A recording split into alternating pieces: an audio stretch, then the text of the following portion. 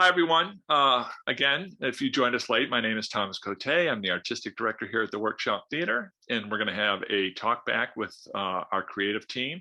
We have Jessica Durdock Moreno, our playwright, Leslie Kincaid Burby, our director, and we have Debra Rupp and Erin Treadway, our actors. We do not have Jed Dixon. I want to give a shout out to Jed Dixon, who was our project dramaturg for this reading, who did some terrific work for us. I'm going to start. I'm going to start with a question for not for our playwright, but for our director and our actors, which is, what attracted you to this project about the writing, specifically the playwriting itself? What do you find compelling? What do you find interesting? Leslie, let's start with you, since I think you've probably been with this the longest. Yeah, I was fortunate enough to meet Jessica and this piece doing, we do 8-week intensive programs at the workshop where we do development over the course of a couple of months with a small group of playwrights. And the first time I read it, it jumped off the page at me profoundly. But the first time I heard it, it was just, I was so enchanted by the piece. It's, no offense to my own family, but it resonated for me quite deeply. I don't think I'm alone. I think that it's parent-child relationships are very complicated and sometimes very painful, and it just felt so familiar to me in some strange way, in some dream-like nightmare way. I think it's a really beautiful piece of writing, and I was thrilled to be able to direct this reading of it. So that's all I'll say for now. Terrific. Debra or Erin, want to jump in? Okay. I think Leslie's word resonates is a really good word for me too. When I read this, it just hit me. There are so many parts of this that are familiar to me. And when I actually, when I got sent this, I told all of you this, but I didn't want to like it. I was exhausted. I was tired. And I just thought, no, you know what? I'll look at it very quickly and then I'll move on. And I started reading it and I just went, no. You're going to have to do this. You have to do this. It was, you don't get them often. But every once in a while, you get something that just screams at you, and you hear the voice, you know the character, and that's what this was for me. This was a very beautiful gift for me right now, and I'm very grateful. Thank you, Erin. Yeah, I mean, I agree with everything that these ladies have said so far. It's a beautiful piece. The relationship is so rich. It's so theatrical.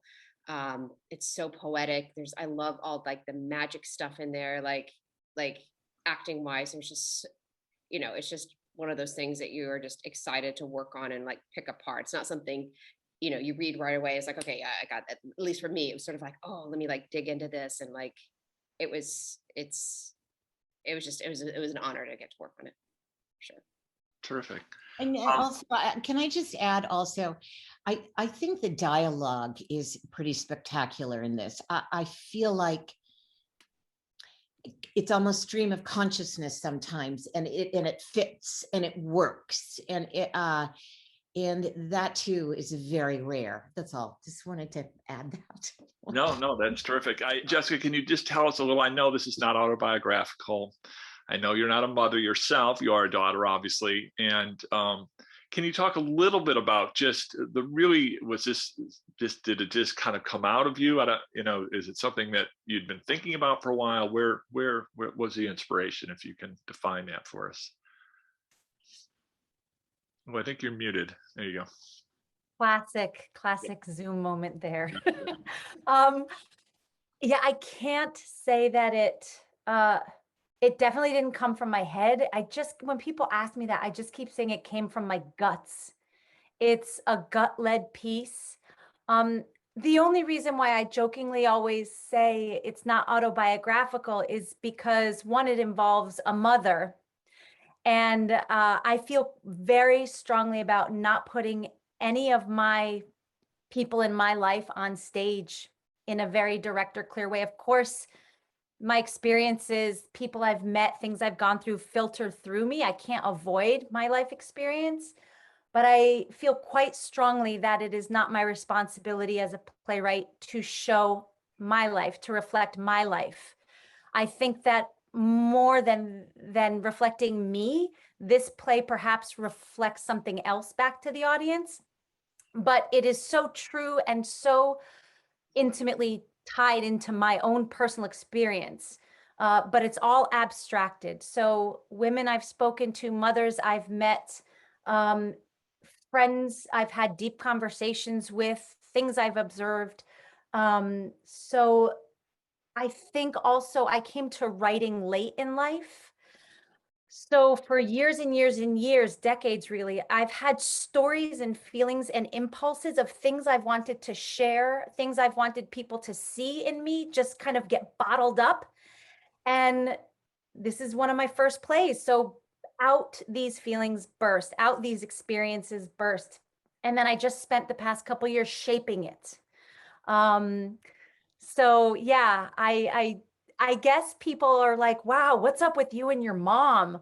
Because perhaps I did tap into, I think I did tap into something kind of universal or specific, but yeah, it comes just from the gut, just from walking around on this planet, being the recipient of life and all the pain and the beauty that it throws at you. That's an amazing answer. Thank you for that. Can you, do you remember the first part that you wrote, if it's even still in the play? Do you remember the Yes. first lines you wrote even? Yep. The very first line is no longer in the play, and it actually just made an exit from the play about 2 weeks ago. And it very well will come back. But in the original, from the get-go, the very first line, Betty bursts onto the stage and she screams, "The wound of my motherhood, the wound of my motherhood." And she goes on and like just pathologically repeats this line. And long story short, I couldn't figure out a way to connect that in this pass of the draft as to what triggers her to say that, why.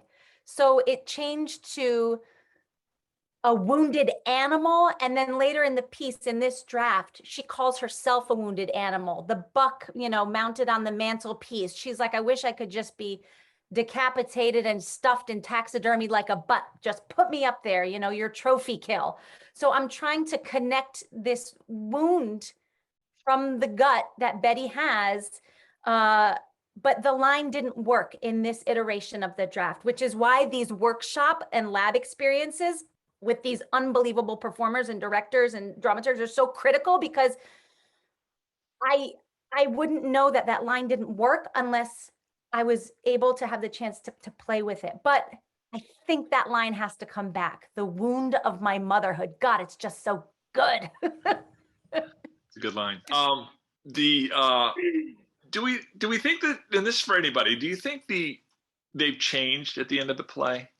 These two women. Do you think that that final scene is a scene of change and of process and of growth, or whatever those words might be, by the experiences they've had in the play?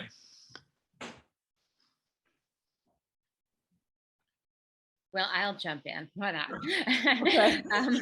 I think they did. I think they do. I think it is I think they learn. And I think it's also, they are having a moment of intimacy, which we haven't seen in the play, of love and intimacy, but yet we're going to do it all over again, because we never solve it. You know, we're never done with that relationship.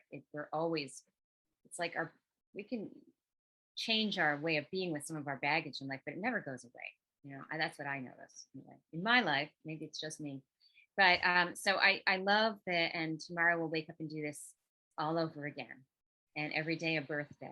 Those are just, to me, I just love those lines. It's just that's the way we roll. But it doesn't mean that there hasn't been some healing, and it doesn't mean that there isn't a better understanding of themselves and each other. So that is my takeaway. But Jessica may have her own. She may disagree with me. I don't know.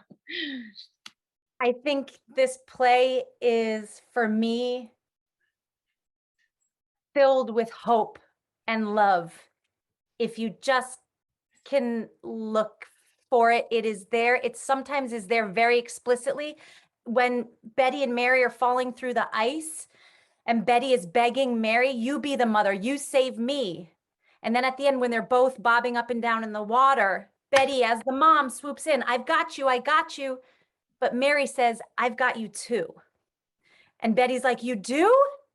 So there are these moments of Mary really breaking through and Betty seeing her daughter realize herself growing up. And then Betty's monologue at the end, she says, the needle is moving.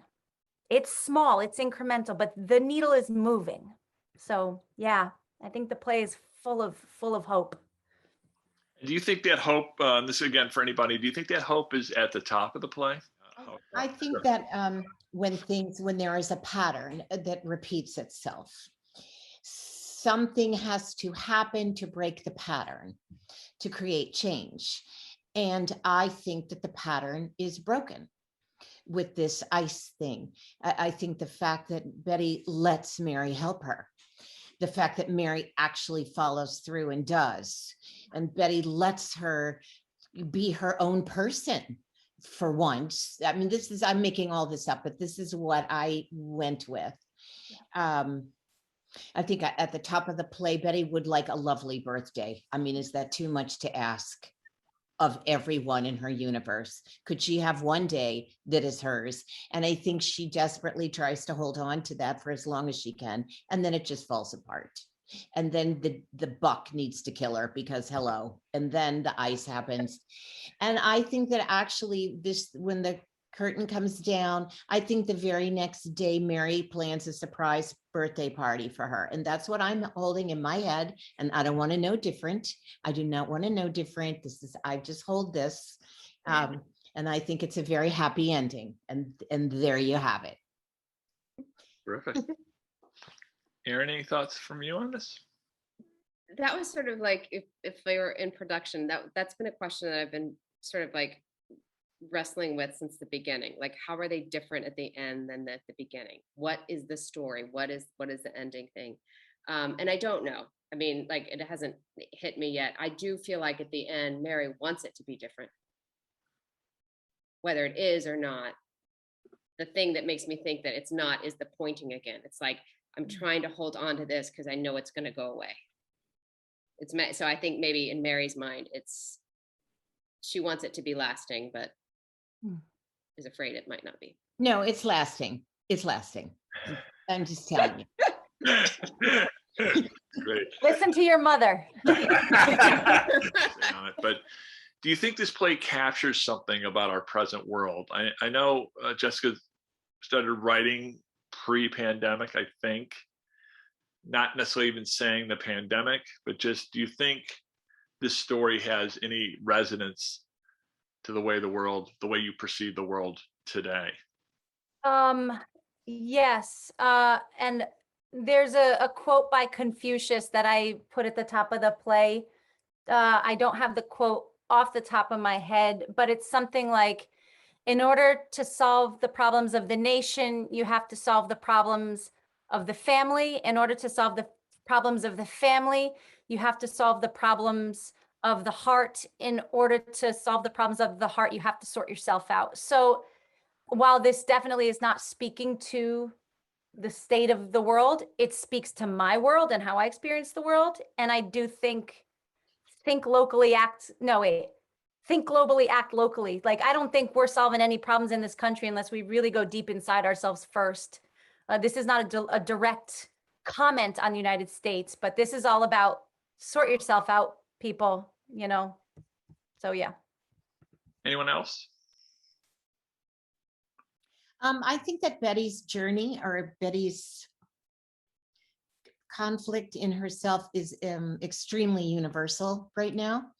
I think with the opioid crisis, with other situations, I think trying to understand how this happened, why this happened, I think is really out there a lot. I think a lot of people would identify with her struggle.